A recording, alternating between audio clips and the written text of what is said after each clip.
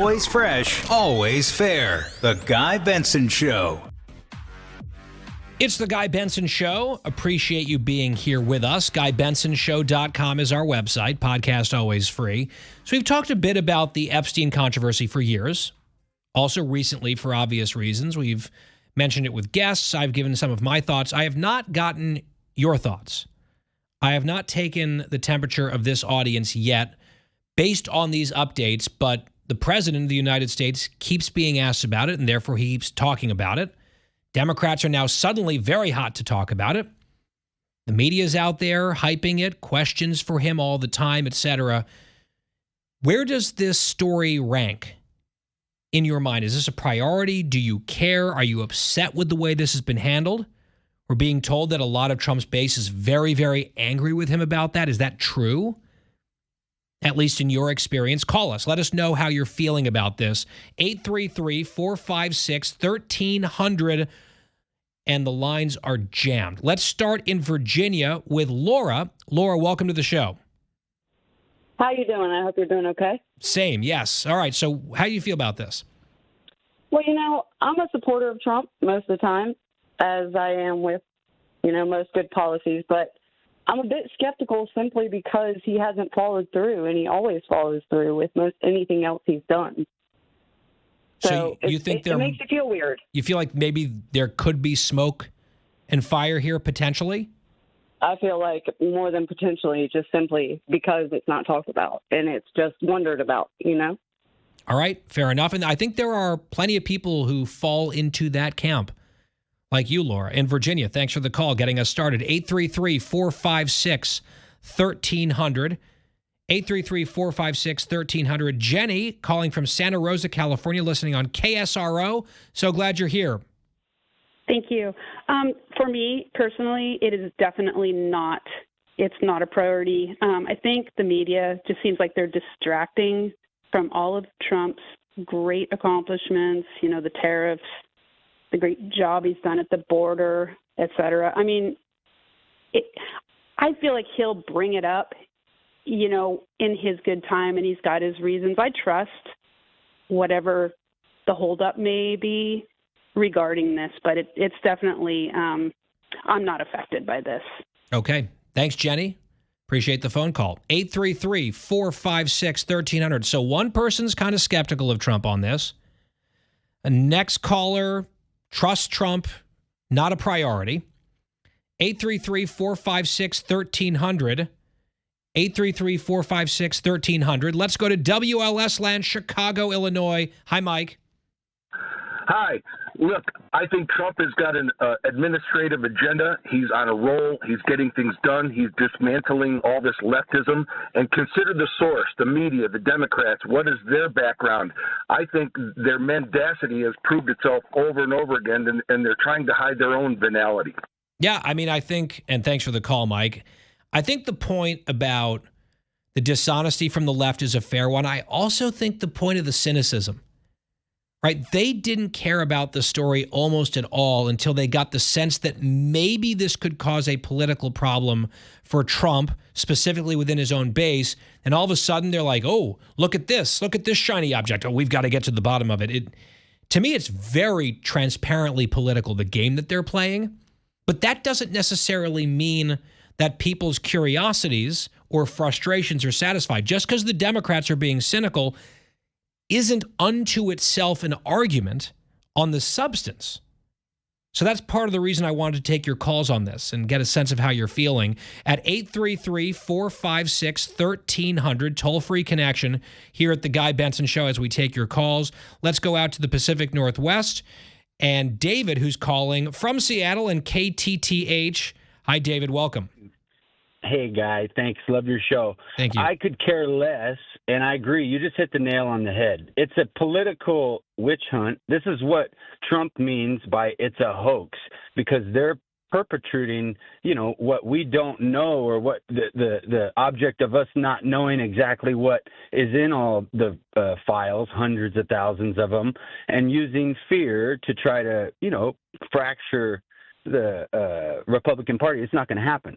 If you want to look at two simple things that we can know that are facts for sure, Donald Trump threw Epstein out for taking spa girls, for hiring spa girls. And so he protected workers by doing that. He threw Epstein out of Mar-a-Lago years ago is what you're talking about. Years ago. Yeah. And so Trump, in a real way, protected women workers that worked for him because more didn't go to Epstein. If Epstein had a real cushy relationship with Trump, he wouldn't have stopped him from doing that. He would have let him, go as far as taking a picture of him in a dress with heels. And I mean, there's the political bias. They had Jeffrey Epstein alive and before he went to jail, and they could have asked him anything. They could have put him to Congress. Why is the presidents going to this island? Why are all these things happening? But they didn't, because they have very real reasons. One, to have shut Jeffrey Epstein up. Yeah, I'm kind of astonished that the school put that out there, and of course, suspect inherently is talking about someone who is suspected of something, not confirmed, but evidently they've now decided the person that they had put into custody they've determined, and we don't know exactly how or why, did not pull the trigger here, which then, Martha, it's another extremely concerning angle to this in terms of public safety right now. There's a very dangerous would-be assassin or attempted murderer armed on the loose in or around that campus area right now. I mean, that is an active part of this story as well. Yeah, it sure is, Guy. And I'm looking at this live shot on one of the other networks of a bunch of SWAT team agents surrounding a building. It looks like it's a campus building. There's a tennis court right nearby. Mm-hmm. So these law enforcement in Orem, Utah is dealing with an incredibly intense situation right now. They need to find out who the shooter was. The other thing that it looked like the guy that they took down, it was hard to tell whether he was on the lower part of that area where Jason Chaffetz felt that the shot came from the front of where he was speaking, lower and closer in. And then the university said that they believed it was coming from a couple hundred yards away. Right, 200 yards away in a building. We took one into custody. Yeah, I mean, it's such a close area, and he was down low and under a tent. It's a very, I'm not someone who's very familiar with guns, but Jason Chaffetz is, and he said it's just a very difficult to imagine that someone high up could have gotten that shot from where they were, given that this is an amphitheater situation. It goes down into a central point, and he was under a tent. But anyway, the most important thing is, that we're just praying that he can recover and go home to his wife and his children. You mentioned that there are these overhead images where it looks like at least staging of law enforcement at or near a building, and you just have no idea, right? Could there be intelligence that there's a suspect holed up somewhere and they have to go sweep or clear a building, or are they just, guessing and going building to building? Could this person be, in a getaway car somewhere? We have no idea. That's one angle to this, so the law enforcement side and the active public safety threat that seems to still be in place on this campus at Utah Valley University. And then you have the personal side of this, Martha. I think many, many, many of us here at Fox know Charlie to some extent. He's been on our air many times. I've known him going way back to the very beginning of both of our careers in Chicago in 2009, 2010. I mean, way back. And you look at now, he's a young man with a wife. He has 2 young kids. And you see the reports that he's been shot in the neck, and you just pray that the worst does not come to pass and the people who are working to save his life are successful. And you have just, I can't imagine what is happening in his household with his family, his extended family, his friends, all of that. And then you zoom out, from the individual to the country, Martha. And I mean, I'm sure your phone's blowing up the way mine is. There's so many people just saying there's something really wrong and broken in our country right now, and it's hard to argue with that. The past 2 days we spent covering this brutal murder of this young woman from Ukraine on a light rail train on her way home from her job at a pizza place in Charlotte, North Carolina. And we watched the U.S. attorney in charge of that investigation. Yes. Martha, I just have to jump in here. We're now seeing a message from President Trump that Charlie is gone. That, according to President Trump on Truth Social moments ago, I was just informed that the president put that out there. And we cannot independently confirm that. Let me just say that. But now the President of the United States has put that out there, Martha. So I wanted to let our audience know that he says the great and even legendary Charlie Kirk is dead. That's the first sentence of this message on Truth Social moments ago from President Trump. Martha, that is brutal. It is absolutely heartbreaking. And, President Trump, we know that they have all been in the Situation Room. I was supposed to have Vice President Vance on my show tomorrow, and he canceled moments ago, and it may be because they were getting ready to report this. He's very close to Charlie Kirk. The Trump family is very close to Charlie Kirk. I'm looking at all the different screens and waiting for this to drop on our air as well. But as you say, this from President Trump, the great and even legendary Charlie Kirk is dead. No one understood or had the heart of the youth in the United States of America better than Charlie. He was loved and admired by all, especially me. And now he is no longer with us, Melania, and my sympathies go out to his beautiful wife, Erica, and family. Charlie, we love you, is the message from President Trump. And now we see that it's crossing on a number of networks that Charlie Kirk did not survive this shooting today at Utah Valley University, where he was speaking to students. He was jubilant. He was smiling as he took the stage. And this is just an absolute loss and tragedy. We begin the program with a Fox News alert. Officials in Utah County just holding a press conference that wrapped up not long ago at all, late this afternoon, in which they made a number of major announcements when it comes to the charges against the alleged killer of Charlie Kirk. And we gleaned a lot of additional information from the press conference, which was led by a man named Jeff Gray, who is the district attorney in Utah County. The press conference was held in Provo. Here is how the DA, Jeff Gray, began his remarks in Cut 32 minutes ago. The murder of Charlie Kirk is an American tragedy. Charlie Kirk was murdered while engaging in one of our most sacred and cherished American rights, the bedrock of our democratic republic, the free exchange of ideas in a search for truth, understanding, and a more perfect union. Then came the charges against the suspect. We don't talk about the killers by name on this show. That's our policy. Sometimes public officials, law enforcement officials must do so. So I'm just giving you that caveat here before you listen to these charges that have now been filed against the alleged shooter in Cut 29.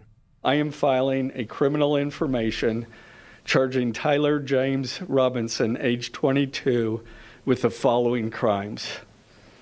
Count 1, aggravated murder, a capital offense for intentionally or knowingly causing the death of Charlie Kirk under circumstances that created a great risk of death to others. Count 2, felony discharge of a firearm causing serious bodily injury, a first-degree felony. The state is also charging defendant with Count 3, obstruction of justice, a second-degree felony for moving and concealing the rifle used in the shooting. Count 4, obstruction of justice, a third-degree a second-degree felony for disposing the clothing he wore during the shooting. Count 5, witness tampering, a third-degree felony for directing his roommate to delete his incriminating texts. Count 6, witness tampering, a third-degree felony for directing his roommate to stay silent if police questioned him. And count 7, commission of a violent offense in the presence of a child. So there are the counts, 7 counts, starting with aggravated murder, a capital offense, as you heard there. And to that point, here's a further announcement from the DA, cut 28. Following the press conference, I am filing a notice of intent to seek the death penalty. I do not take this decision lightly, and it is a decision I have made independently as county attorney, based solely on the available evidence and circumstances and nature of the crime. Because we are seeking the death penalty, the defendant will continue to be held without bail in the Utah County Jail. They are pursuing the death penalty, which they still have out in Utah. I believe they still have the firing squad as one of the methods of execution out there. I am against the death penalty in practice in some ways because of people who are wrongfully convicted. That's the reason why at least I'm very skeptical of it.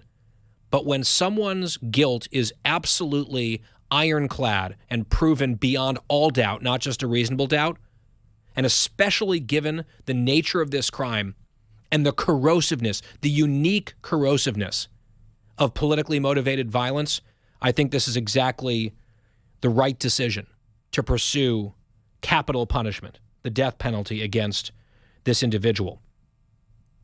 Now, is the proof that rock solid? It would appear that the answer is yes. We got some of the details, including a confession to this trans partner roommate individual described here in cut 31. On September 10th, 2025, the roommate received a text message from Robinson which said, "Drop what you're doing. Look under my keyboard." The roommate looked under the keyboard and found a note that stated, quote, "I had the opportunity to take out Charlie Kirk, and I'm going to take it." Police found a photograph of this note. The following text exchange, then took place. After reading the note, the roommate responded, "What? You're joking, right?" Robinson, "I am still okay, my love, but am stuck in Orem for a little while longer yet. Shouldn't be long until I can come home, but I gotta grab my rifle still. To be honest, I had hoped to keep this secret till I died of old age. I am sorry to involve you." Roommate, "You weren't the one who did it, right?" Robinson, I am. I'm sorry. So that's a confession.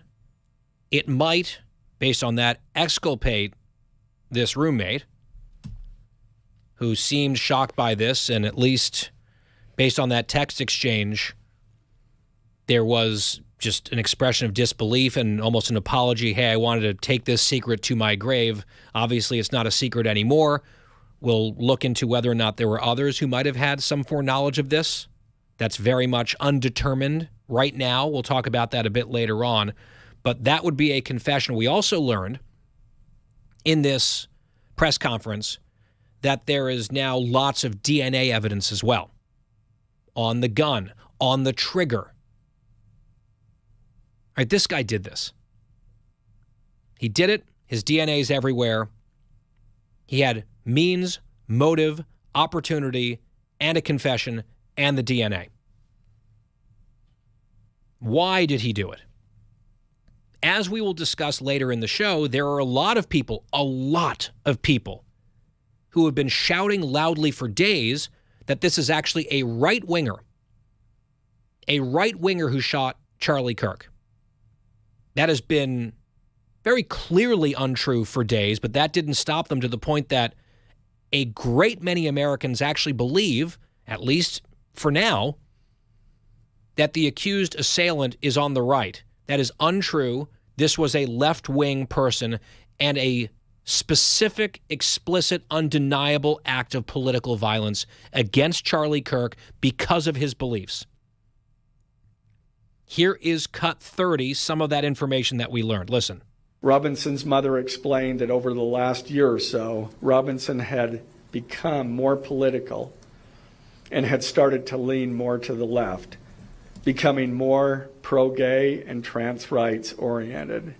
She stated that Robinson began to date his roommate, a biological male who was transitioning genders. This resulted in several discussions with family members, but especially between Robinson and his father, who have very different political views. In one conversation before the shooting, Robinson mentioned that Charlie Kirk would be holding an event at UVU, which Robinson said was a stupid venue for the event. Robinson accused Kirk of spreading hate. So this guy's own family telling investigators he moved sharply to the left, especially over the last year, became trans rights oriented, had a trans partner that he lived with, had difficult conversations with members of the family, especially his father, who eventually turned him in, helped turn him in. I think that was largely because he wanted his son to survive. And it came to me last night. I wrote a piece about it. It's at townhall.com today. I am not convinced that this was done deliberately or strategically. That being said, it kind of feels like Democrats and their allies in the news media have walked into a trap, a political trap, when it comes to this so-called Maryland father down in El Salvador, because I've made my point on the legal side of this. I won't go down and beat the drum on that again here. But from a political perspective, it's almost like the Trump administration waited for days to let all of them stake out the most extreme positions possible in favor of this man. Van Hollen goes down there, fact-finding, solidarity, all of that. The media focusing on this, a fixation on this story and this man, the way that they refer to him as like this innocent dad who was just shipped off to the gulag, and the whole thing is deeply, deeply wrong. And look at what the Trump administration has done. And then in the last 24 to 48 hours, Charlie, we've gotten the evidence about the spousal abuse, the increased evidence and specifics about MS-13 ties, which was adjudicated multiple times by judges. Now this investigation about human trafficking allegations, the arrest with the drugs. I mean, I just listed 4 strikes on top of being an illegal immigrant, 5 strikes. Is this the guy they've really rallied around? I guess so. Yeah, it's almost like they maybe had some inkling that some of these other things were going to come out, and they didn't just discover them in the past 48 hours. Look, the greatest political jiu-jitsu there is to get your opponent to defend the indefensible, and that's what they've managed to do with Democrats on all of this. They are trying to defend the indefensible, and what's great about it, what I love about it, is it's not just sort of smoke and mirrors and jujitsu. It's actually going to the very heart of their political positions, their political, their political beliefs, as compared to the political beliefs of Donald Trump and the Republicans and today's Republican Party, which is, we had that entire election. The number one issue was arguably illegal immigration, and so it's not just a bad look for them. It's actually the fullest extreme of what their positions are, and so when you can put that in stark relief, in politics, you're winning. And the thing is, Charlie, and I made this point at the top of the show as well, I believe that because of their error, the Trump administration's error, they should bring the guy back briefly and then deport him somewhere else. That's what I think should happen here based on the law. That being said, it is just galling to see all these people who had absolutely no regard at all for the rule of law when it came to 10 million illegal border crossings. All of a sudden, they are sticklers, Charlie. When it comes to immigration and when it comes to the letter of the law, it is sacred and shame on anyone who does not follow the exact specifics of the law. And then the giant asterisk here is everything from the border crisis that they either collaborated on or excused or ignored. It is very hard to take them seriously, Charlie. Yeah, it is kind of remarkable when you look at the list of victims of open borders over the past couple of years, and we talk about them a lot, obviously, because we should. And if no one else does, yeah, and if the rest of the media weren't so deeply invested in telling their distorted, twisted version of events in order to make Trump look like the worst villain and to make Joe Biden or whoever look like some second coming. If it weren't for all of that, it is remarkable to think about that. That they finally have found a victim in all this, and it's an MS-13 gangbanger who was accused by his own wife of beating her. And apparently has been investigated for human smuggling.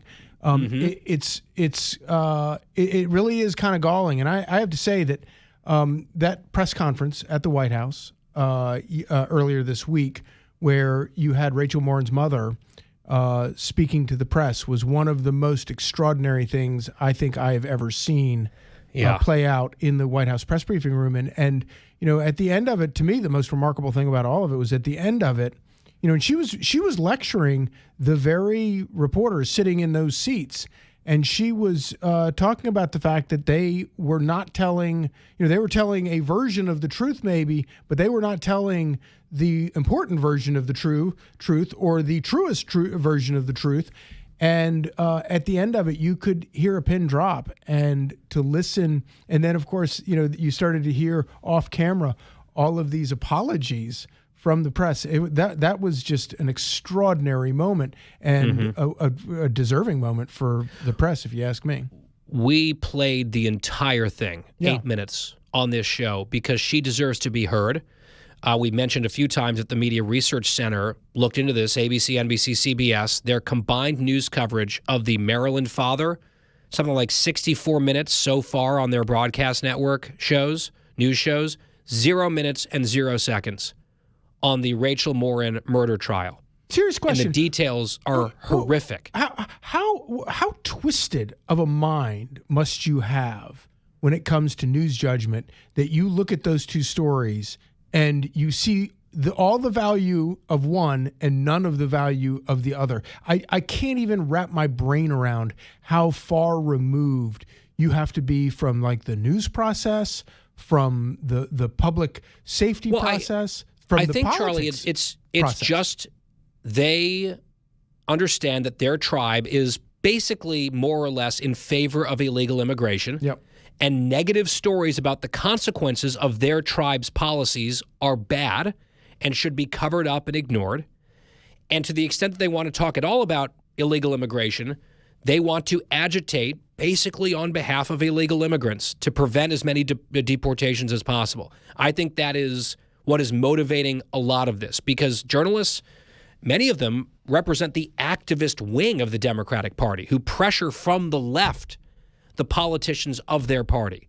And that's what we see here, but it also creates these horrible blind spots and these examples of moral idiocy that turn so many people off that the result ends up being, I don't know, the election of Donald Trump as president of the United States again. Yeah, no, it's and so go ahead. It's total cowardice. But one thing that I think is kind of interesting, and I don't give Nancy Pelosi much credit for much, but one thing that she and because ultimately, I guess you could argue that she ultimately failed, but there was a time when she put up a good fight trying to keep her party from going way wacko leftist crazy, where she tried to kind of keep it away from the AOC Bernie Sanders drift.